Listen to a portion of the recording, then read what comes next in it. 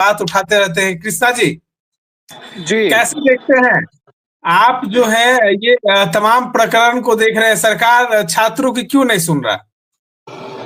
देखिए, बिहार सरकार और खास करके नीतीश कुमार जी के नेतृत्व में चल रही सरकार निरंतर विद्यार्थियों के लिए, छात्र के लिए और युवाओं के लिए प्रतिबद्ध रही है।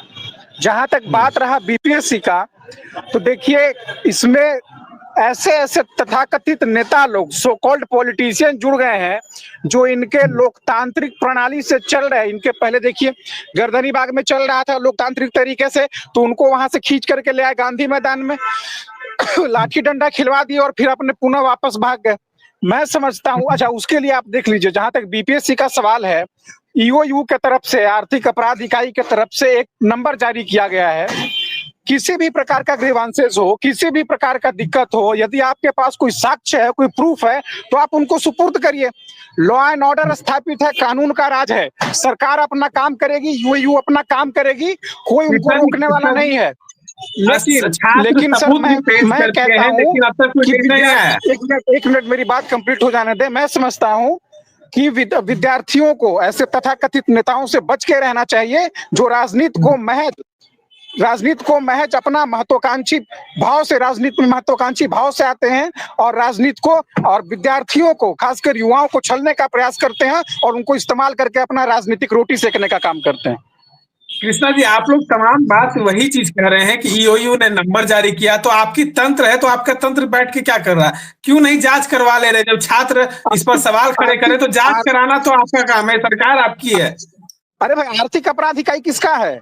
आर्थिक अपराध इकाई तो सरकार है ना, जांच करा सकते हैं।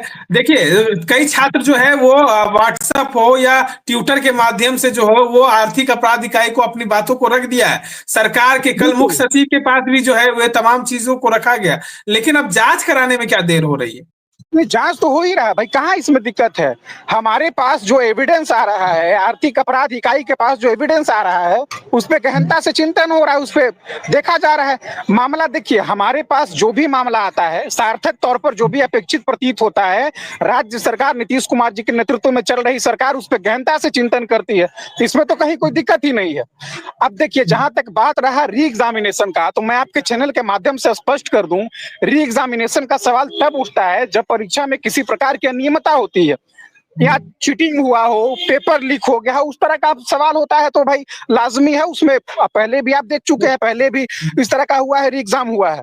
तो यहाँ तो इस प्रकार का कोई एविडेंस नहीं है और खुला पोर्टल है भाई, आर्थिक अपराध इकाई का खुला पोर्टल है। अगर आपके पास साक्ष्य है, पर्याप्त साक्ष्य है, मजबूत साक्ष्य है, तो आप प्रस्तुत करिए। राज्य सरकार उस पर चिंतन करेगी, दोबारा एग्जाम होगा या जो भी एक्शन बीपीएससी के अधीन आएगा, सरकार के अधीन आएगा, उसको हम लोग लेने में थोड़ी कतराते हैं, पीछे हम लोग नहीं हटते हैं। आप मानते हैं कि बापू परीक्षा परिसर काफी बड़ा परीक्षा केंद्र था, जहां लगभग 12,000 से 13,000 छात्र बैठ सकते थे, तो मतलब 20 से 22 केंद्र उसमें समाहित है।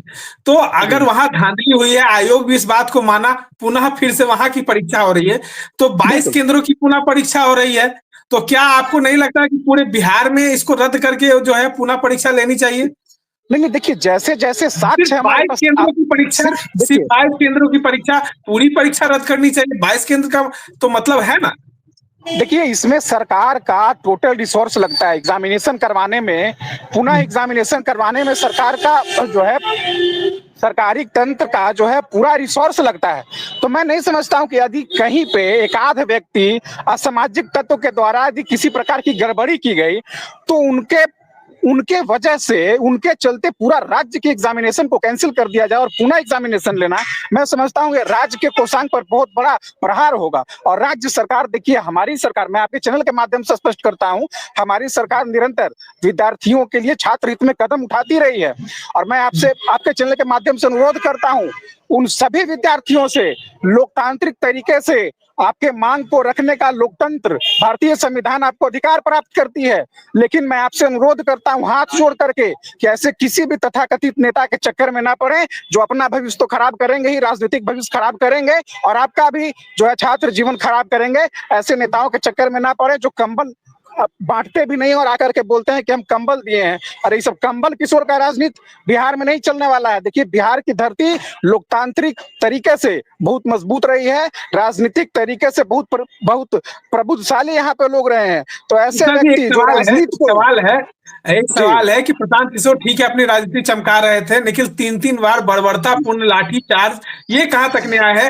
आपने लोकतांत्रिक तरीके से बात की, लेकिन इतनी बेरहमी से छात्रों को मारा गया है, महिलाओं के पीठ पे क्या उनकी कार्रवाई होगी? आपकी सरकार करेगी? बिल्कुल बिल्कुल। मेरा एक सवाल है सर आपसे, गर्दनी बाग में जब ये लोग लोकतांत्रिक और अनुशासित तरीके से अपनी मांग को रख रहे थे, बताएं हमें, क्या एक भी हमारे पुलिस के प्रशासन के लोग एक भी लाठी डंडा चार्ज करने वहां पे गए थे? क्या वाटर कैनन का इस्तेमाल हुआ था?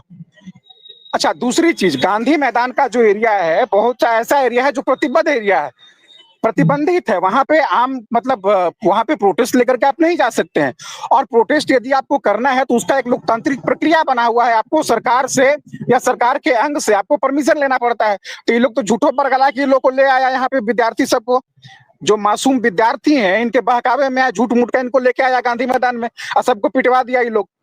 तो मैं तो कह रहे हैं, बोल रहे हैं क्या हिम्मत है नीतीश कुमार को तो गिरफ्तार करके दिखा दे, आज भी बैठ गए। FIR हुआ कि नहीं हुआ?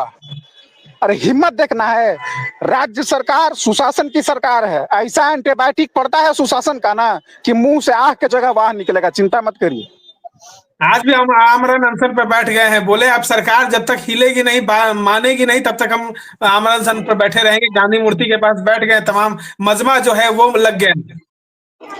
देखिए मुझे एक याद आ रहा है कि ये चेहरे के पीछे का चेहरा तुम्हारा, तुम्हें भी पता है, हमें भी पता है, और तुम्हारी सियासत के जन्नत का असली नजारा तुम्हें भी पता है, हमें भी पता है।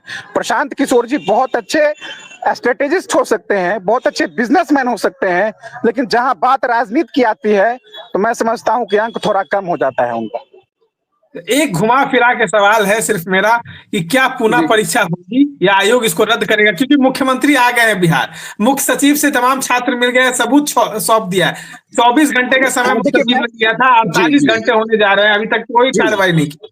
जी देखिए, इसमें मैं समझता हूं BPSC आयोग के जो अध्यक्ष हैं उन्होंने भी स्पष्ट कर दिया है, और मैं नहीं समझता हूं कि हम लोग यहाँ पे बैठ करके डिसाइड कर ले सकते हैं कि भाई पुनः एग्जाम होगा या नहीं होगा। राज्य सरकार, ईओ आर्थिक अपराध इकाई और BPSC के जो मेंबर हैं, अध्यक्ष हैं, वो लोग गहनता से इस चीज पर जो है चिंतन कर रहे हैं। लेकिन एक बात है, राज्य सरकार विद्यार्थियों के लिए छात्र हित में लगातार निरंतर कदम उठाती रही है। राज्य सरकार प्रतिबद्ध है बिहार वासियों के लिए, खास करके छात्र के लिए, युवाओं के लिए, नौजवानों के लिए। एक है अंतिम सवाल आपसे ले गए कि छात्र जो है वो कह रहे थे कि मुख्यमंत्री हो या तमाम सरकार के कोई नुमाइंदे हो, वो आकर एक बार हमसे बात कर ले, वो कह देंगे धांधली नहीं हुआ है, हम मान जाएंगे और आंदोलन खत्म कर देंगे। ना ही मुख्यमंत्री उनसे मिल रहे हैं, ना ही कोई मंत्री तक मिलने गया है। क्या छात्र इतने जो है वो छात्र जो है वो निराशी हो गए?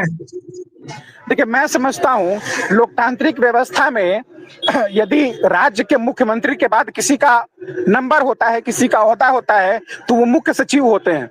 और विद्यार्थियों का एक डेलीगेट टीम जाकर के आदरणीय मुख्य सचिव महोदय से मिले भी हैं ये लोग, मैं समझता हूं, और अपनी मांग को रखे भी हैं। तो उस पर निरंतर हम लोग वो कर रहे हैं, चिंतन कर रहे हैं, क्या कुछ हो सकता है। सार्थक तौर पर जो अपेक्षित प्रतीत होगा राज्य सरकार कदम उठाएगी। और मैं समझता हूँ इसमें देखिए कहीं कंफ्यूजन का विषय नहीं है, BPSC आयोग के अध्यक्ष महोदय ने भी क्लियर कर दिया है सब कुछ। और मैं नहीं समझता हूँ कि इस तरह का जो राजनीतिक इसको बनाने का, राजनीतिक माहौल बनाने का जो लोग सो कॉल्ड पॉलिटिशियन लोग प्रयास कर रहे हैं, जो अपना राजनीतिक रोटी सेक रहे हैं, मैं नहीं समझता हूं इसका कोई अर्थ बनता है। यदि बहुत ज्यादा आप हितैषी हैं विद्यार्थियों के, तो उनको ये समझाइए कि लोकतांत्रिक और अनुशासित तरीके से आप अपनी मांग को रखिए, एक डेकोरम, एक फोरम बना हुआ है, वहां पे अपनी मांग को रखिए। और यदि बहुत ज्यादा आप हितैषी हैं तो उनको ये समझाइए कि बहुत बेहतर तरीके से तैयारी करिए ताकि दोबारा आपका एग्जाम निकल पाए। चलिए, तमाम बातों को आपने सुना और देखिए प्रशांत किशोर बैठे, आगे देखना क्या होगा कि आयोग किस तरीके से तमाम छात्रों की बात को मानता है, परीक्षा होती है या फिर पुनः परीक्षा को रद्द किया जाता है। इस तरह के तमाम अपडेट्स के लिए बने रहे हमारे साथ।